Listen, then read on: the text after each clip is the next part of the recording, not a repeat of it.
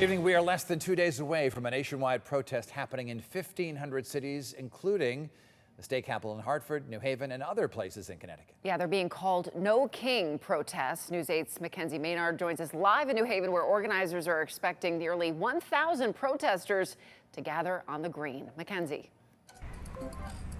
Well, Catherine and Dennis, New Haven is actually one of 30 cities across our state that are going to be holding these No Kings protests aimed against the White House. Now, of course, after we've seen protests unfold in different cities around the nation, well, security and safety are top priority. Everybody knows what's happening in Los Angeles. Ed McKeown is the event coordinator for Middlesex Indivisible. Event to demonstrate that people are unhappy with what they're seeing happening at the White House in Washington. Ahead of Saturday's protest, he's making sure all safety measures are in place. We are working in cooperation with the city and the police department. They will have people here. They understand exactly what we want. He says Indivisible will also have their own trained marshals on site. We have trained marshals who will be de-escalating any potential issues, working with the police department.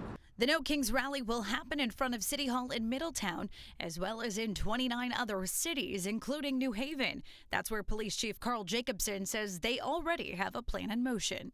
We have our officers on standby, and we let the protesters do their thing, as long as their thing isn't doing damage or being violent or burning anything. So far, multiple other protests have been held in Connecticut this week, and those remained peaceful. You should continue to speak out.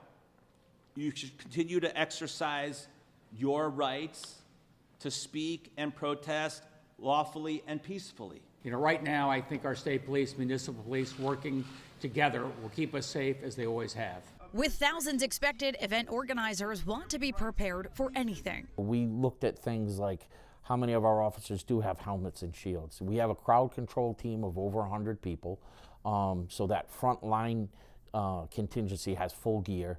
But, you know, God forbid it got to a different level. Are we prepared for it? And I think we are.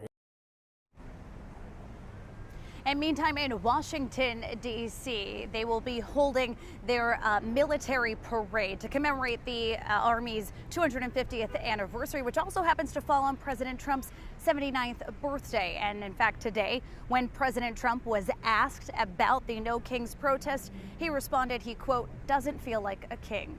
We're live in New Haven tonight. Mackenzie Maynard, News 8.